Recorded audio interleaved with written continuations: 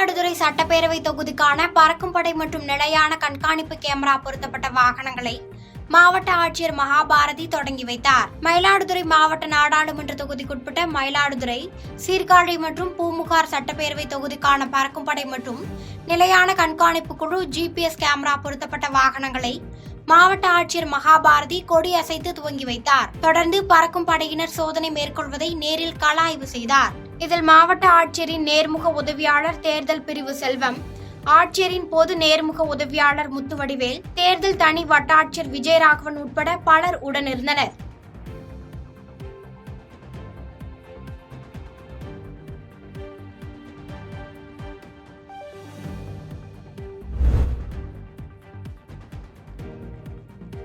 போச்சம்பள்ளி அடுத்த மாவாத்தூர் ஏரியில் 60 லட்சம் மதிப்பில் மண் கடத்தப்பட்டுள்ளதாக குற்றச்சாட்டு எழுந்துள்ளது. கிருஷ்ணகிரி மாவட்டம் போச்சம்பள்ளி அடுத்த தாதம்பட்டி ஊராட்சிக்குட்பட்ட பகுதியில் மாவத்தூர் ஏரி உள்ளது. சுமார் 300 ஏக்கர் பரப்பளவில் உள்ள இந்த ஏரியில் மணல், களிமண் போன்ற கனிம வளங்கள் உள்ள நிலையில் இதனை அப்பகுதியில் உள்ள சிலர் கடந்த சில ஆண்டுகளாக இரவு வேளைகளில் டிப்பர் லாரிகளில் கடத்தப்படுவதாக குற்றச்சாட்டு எழுந்துள்ளது. இந்நிலையில் அந்த மண்ணை சுமார் 60 லட்சம் ரூபாய்க்கு விற்பனை செய்ததாகவும், அதில் ஒரு நபர் 3 லட்சம் ரூபாய் கமிஷன் எடுத்துக்கொண்டு தங்கச்சங்கிலி வாங்கியதாகவும், மேலும் இதில் தாசில்தார், ஆர்ஐ, விஏஓ, போலீசார் உட்பட பலருக்கு கைவசம் உள்ளதாகவும் அவர்களுக்கு மாமூல் கொடுப்பதாகவும் பேசிய ஆடியோ பதிவாகி அந்த ஆடியோவானது தாதம்பட்டி ஊராட்சி என்ற வாட்ஸ்அப் குரூப்பில் பகிரப்பட்டு தற்பொழுது சமூக வலைதளங்களில் வைரலாகி வருகிறது.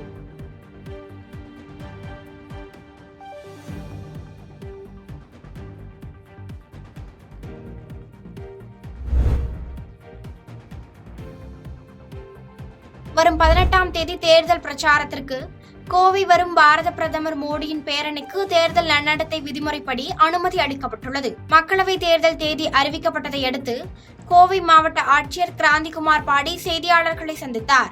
அப்போது பேசிய அவர், கோவை மற்றும் பொள்ளாச்சி பாராளுமன்ற தொகுதிகளில் நவீன தொழில்நுட்ப உதவியுடன் தேர்தல் கண்காணிப்பு பணி நடத்தப்படும். இதில் சுழலும் கண்காணிப்பு கேமராக்கள் ஜிபிஎஸ் பொருத்தப்பட உள்ளன என்றார். மேலும் தொடர்ந்து பேசிய அவர், வரும் 18ஆம் தேதி தேர்தல் பிரச்சாரத்திற்கு கோவை வரும் பிரதமர் மோடிக்கு தேர்தல் நடத்தை விதிகள் மூலம் பேரணிக்கு அனுமதி அளிக்கப்பட்டுள்ளது என்று தெரிவித்தார்.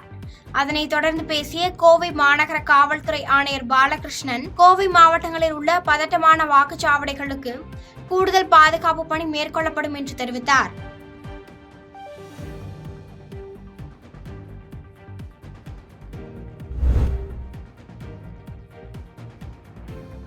தேர்தல் விதிமுறைகள் நடைமுறைக்கு வந்ததை தொடர்ந்து எடப்பாடி சட்டமன்ற தொகுதியில் தேர்தல் கண்காணிப்பு பணிகள் துவங்கியுள்ளது. 2024 நாடாளுமன்ற தேர்தலுக்கான தேதி அறிவிக்கப்பட்ட நிலையில் தமிழகம் முழுவதும் தேர்தல் விதிமுறைகள் நடைமுறைக்கு வந்துள்ளது. தொடர்ந்து தமிழகம் முழுவதும் உள்ள அனைத்து தொகுதிகளிலும் கண்காணிப்பு பணிகள் தீவிரப்படுத்தப்பட்டுள்ளது.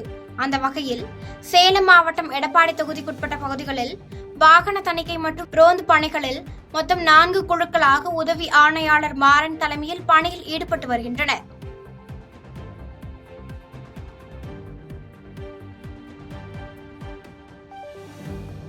பாதகம் செய்பவரை கண்டால் நாம் பயங்கொள்ளலாகாது பாப்பா, மோதி மிதித்து விடு பாப்பா, அவர் முகத்தில் உமிழ்ந்து விடு பாப்பா. அண்மை செய்திகளை உடனுக்குடன் தெரிந்து கொள்ள இணைந்திருங்கள் இயம்நாடு தொலைக்காட்சியுடன்.